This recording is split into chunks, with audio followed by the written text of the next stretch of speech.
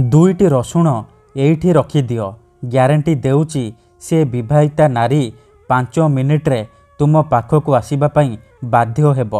ଯାହା ଚାହିଁବେ ତାହା କରିବ। ମାତ୍ର ଥରେ ଆଜି ରାତିରେ କରିକି ଦେଖନ୍ତୁ। ହଁ ଫ୍ରେଣ୍ଡସ୍, ଆଜିର ଏହି ଭିଡ଼ିଓଟିରେ ମୁଁ ଆପଣଙ୍କୁ ଶିଖେଇବି ବିନା ମନ୍ତ୍ରତନ୍ତ୍ରରେ କେବଳ 2ଟି ରସୁଣ କୁଲା ସାହାଯ୍ୟରେ ଆପଣ କିପରି ନିଜ ପସନ୍ଦର ସୁନ୍ଦରୀ ଝିଅ ବା ପଡ଼ିଶା ଘର ଭାଉଜକୁ ନିଜ ବଶରେ କରିପାରିବେ, ତାଠାରୁ ନିଜର ମନ ମୁତାବକ କାମ ହାସଲ କରିପାରିବେ। ଏହି ବଶୀକରଣ କରିବା ପାଇଁ ଆପଣଙ୍କୁ କିଛି ବି ପଇସା ଖର୍ଚ୍ଚ କରିବାକୁ ପଡ଼ିବନି କିମ୍ବା ବେଶୀ କିଛି ସାମଗ୍ରୀର ଆବଶ୍ୟକ ନାହିଁ। କେବଳ 2ଟି ରସୁଣ କୁଲା ସାହାଯ୍ୟରେ ଆପଣ ଝିଅ ପଟେଇ ପାରିବେ, ନିଜ ପସନ୍ଦର ସୁନ୍ଦରୀ ଭାଉଜକୁ ପଟେଇ ପାରିବେ, ତାଠାରୁ ନିଜର ମନ ମୁତାବକ କାମ ହାସଲ କରିପାରିବେ। ହଁ ଫ୍ରେଣ୍ଡସ୍, ଆପଣ ସମସ୍ତଙ୍କର ଇଚ୍ଛା ଥିବ ସୁନ୍ଦରୀରୁ ସୁନ୍ଦରୀ ଝିଅକୁ ପଟେଇବା ପାଇଁ, ପଡ଼ିଶା ଘର ସୁନ୍ଦରୀ ଭାଉଜକୁ ପଟେଇବା ପାଇଁ, ତାକୁ ନିଜ ପ୍ରେମରେ ଦିବାନୀ କରି ତାଠାରୁ ନିଜର ମନ ମୁତାବକ କାମ ହାସଲ କରିବା ପାଇଁ। କିନ୍ତୁ ଇଏ ଏତେ ସହଜ ନୁହେଁ। ଏଥିପାଇଁ ଆଜିର ଏହି ଭିଡ଼ିଓଟି ଆପଣଙ୍କର କାମରେ ଆସିବ। କାହିଁକି ନା ଆଜିର ଏହି ଭିଡ଼ିଓଟିରେ ମୁଁ ଆପଣଙ୍କୁ ଶିଖେଇବି ବିନା ମନ୍ତ୍ରତନ୍ତ୍ରରେ କେବଳ 2ଟି ରସୁଣ କୁଲା ସାହାଯ୍ୟରେ ଝିଅ ପଟେଇବା ପାଇଁ ବଶୀକରଣ, ବିବାହିତା ନାରୀକୁ ପଟେଇବା ପାଇଁ ବଶୀକରଣ। ଏହି ବଶୀକରଣ ଏତେ ଶକ୍ତିଶାଳୀ କି ଯିଏ ବି ଏହାକୁ କରିଛି 100ରୁ 100% ସଫଳ ହେଇଛି। ବର୍ଷ ବର୍ଷ ଧରି ଭାଙ୍ଗି ଯାଇଥିବା ପୁରୁଣା ପ୍ରେମକୁ ଫେରାଇ ଆଣିପାରିଛି। ଶାଶୁ, ନଣନ୍ଦ, ଦିଅର, ଭାଉଜ କାହାକୁ ବି ନିଜ ବଶରେ କରି ତାଠାରୁ ନିଜର ମନ ମୁତାବକ କାମ ହାସଲ କରିପାରିଛି। ନମସ୍କାର ଫ୍ରେଣ୍ଡସ୍, ଓଡ଼ିଆ ଫଣ୍ଡା ଚ୍ୟାନେଲକୁ ଆପଣମାନଙ୍କୁ ସ୍ୱାଗତ। 2ଟି ରସୁଣ କୁଲାର ଏହି ବଶୀକରଣ ପ୍ରଚଣ୍ଡ ମହାଶକ୍ତିଶାଳୀ ବଶୀକରଣ। ତେଣୁ ମୋର ଆପଣମାନଙ୍କୁ ଅନୁରୋଧ କି ଏହାକୁ ଆପଣ ଭାବିଚିନ୍ତି ପ୍ରୟୋଗ କରିବେ। ମନରେ କୌଣସି ଖରାପ ଉଦ୍ଦେଶ୍ୟ କିମ୍ବା କୌଣସି ଖରାପ କାମ ପାଇଁ ଆପଣ ଏହି ବଶୀକରଣକୁ ପ୍ରୟୋଗ କରିବେନି। 2ଟି ରସୁଣର ଏହି ବଶୀକରଣକୁ ପ୍ରୟୋଗ କରିବେନି। ଯଦି ଆପଣ ସେ ଝିଅ ବା ନାରୀକୁ ସତରେ ଭଲ ପାଉଛନ୍ତି, ତାକୁ ବିବାହ କରିବାକୁ ଚାହୁଁଛନ୍ତି, ତେବେ ଆପଣ ଏହି ବଶୀକରଣକୁ ପ୍ରୟୋଗ କରିବେ। ଅନ୍ୟଥା ମନରେ କୌଣସି ଖରାପ ଉଦ୍ଦେଶ୍ୟ କିମ୍ବା କୌଣସି ଖରାପ କାମ ପାଇଁ ଆପଣ ଏହି ବଶୀକରଣକୁ ପ୍ରୟୋଗ କରିବେନି। ଠିକ୍ ଅଛି, ତେବେ ଏହି ବଶୀକରଣ ବିଧି କରିବା ଅତି ସହଜ। ଏହାକୁ ଆପଣ କିପରି କରିବେ, କେମିତି କରିବେ, ଏହାର ପ୍ରୟୋଗ ବିଧି କ'ଣ, ମୁଁ ଆପଣଙ୍କୁ ଶିଖେଇବି। ସମ୍ପୂର୍ଣ୍ଣ ପ୍ରୟୋଗ ବିଧି ଠିକ୍ ଭାବରେ ବତେଇବି। ଜାଣିବା ପାଇଁ ମୋର ଆପଣମାନଙ୍କୁ ଅନୁରୋଧ କି ଆପଣ ଭିଡ଼ିଓଟିକୁ ମୂଳରୁ ଶେଷ ପର୍ଯ୍ୟନ୍ତ ପୁରା ଧ୍ୟାନ ସହିତ ଦେଖିବେ। କାହିଁକି ନା ଅଧାରୁ ଛାଡ଼ିକି ପଳେଇଲେ କିମ୍ବା କାଟି କାଟି ଦେଖିଲେ ଆପଣ କିଛି ବି ବୁଝିପାରିବେନି। ପରେ କମେଣ୍ଟ କରିବେ, ଗୁରୁଜୀ ଆପଣଙ୍କର ବଶୀକରଣ କାମ କରୁନି। ତେଣୁ ମୋର ଆପଣମାନଙ୍କୁ ଅନୁରୋଧ କି ଆପଣ ଭିଡ଼ିଓଟିକୁ ପୁରା ଧ୍ୟାନ ସହିତ ଶେଷ ପର୍ଯ୍ୟନ୍ତ ଦେଖନ୍ତୁ, ପ୍ରୟୋଗ ବିଧିକୁ ଠିକ୍ ଭାବରେ ବୁଝନ୍ତୁ, ତାପରେ ଆପଣ ବଶୀକରଣ କରିବା ପାଇଁ ଯିବେ।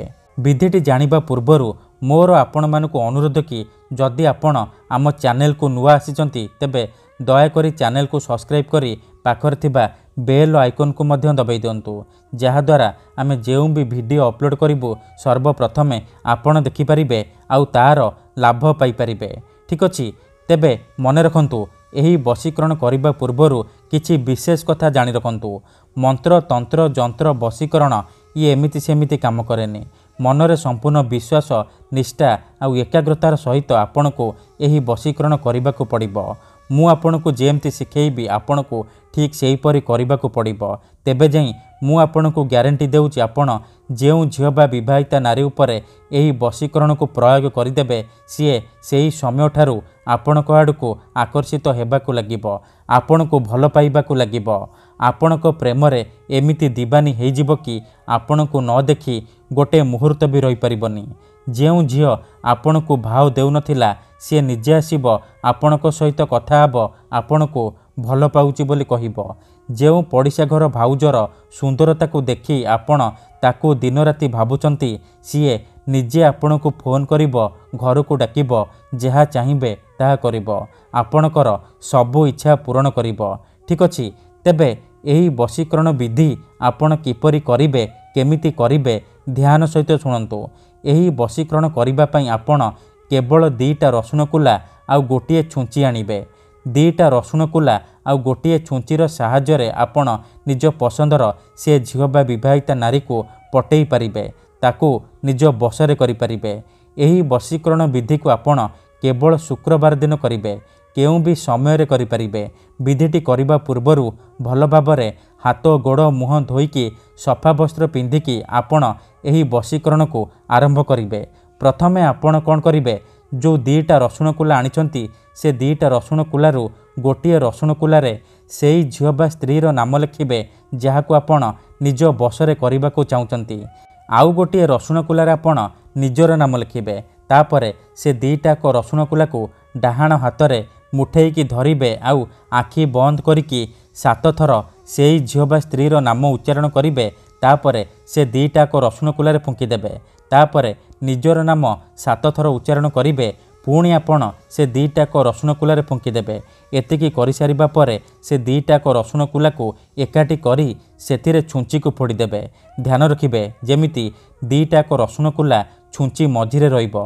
छुंची भल भाबरे से दीटाक रसुण कुलारे फोड़ी जिवो। तापरे आपण कोन करिबे, आखि बंद करिकी 1 ରୁ 2 मिनिट सेई झियो बा नारी को मने मने भाबिबे। तार मुह को निज मनरे भाबिबे। एमिति भाबिबे जेमिति सी आपणकर बसरे हेई जाइछि, आपणकर सबु इच्छा पूरण करुछि। एहीपरि आपण भाबि सारिबा परे कोन करिबे, से छुंची आउ रसुण कुलाकू सेहीपरि नेइकी कौनसी एक फूल गछ मूଳରେ अल्प टिके माटी खोलिकी पोति देबे। ग्यारंटी देउछि एतिकी करिकी देखंतु। एपटे आपण एही विधि को करिबा मात्रे सेपटे से झियो हेउ बा विवाहिता नारी विचलित होई उठिबो। सेही समय ठारू आपणक आडकू आकर्षित हेबाकू लागिबो। धन्यवाद।